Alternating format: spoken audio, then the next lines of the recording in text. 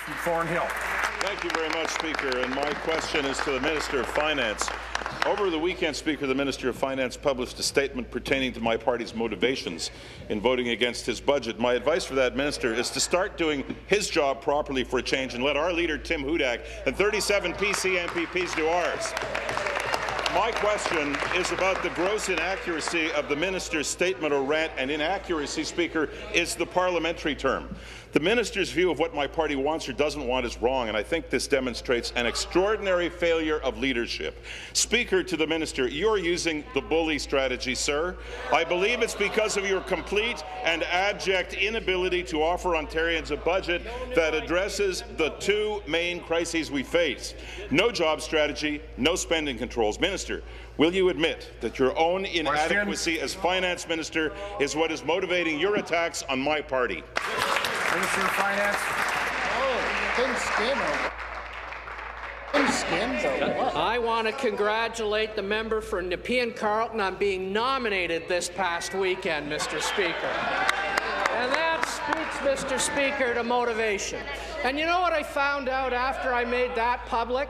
It turns out that there are more Tory nominations scheduled for the coming weeks.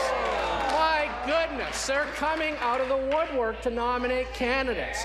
You know, instead of nominating candidates, you might want to take a page from our colleagues in the third party and sit down and negotiate reasonable changes to a budget and avoid an election that the people of Ontario do not want, Mr. Speaker.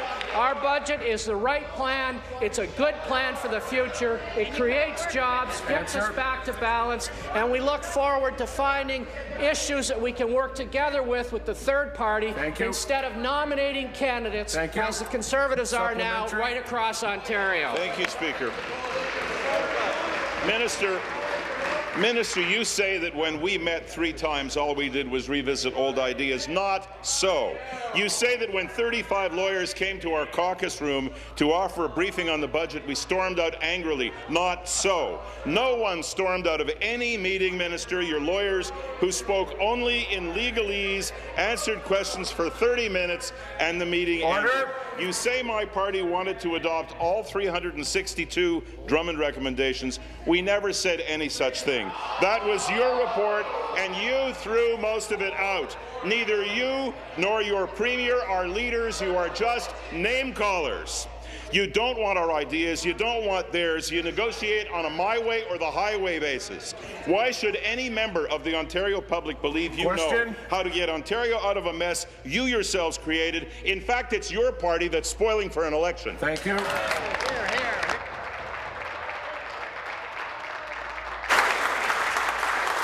Be seated, please.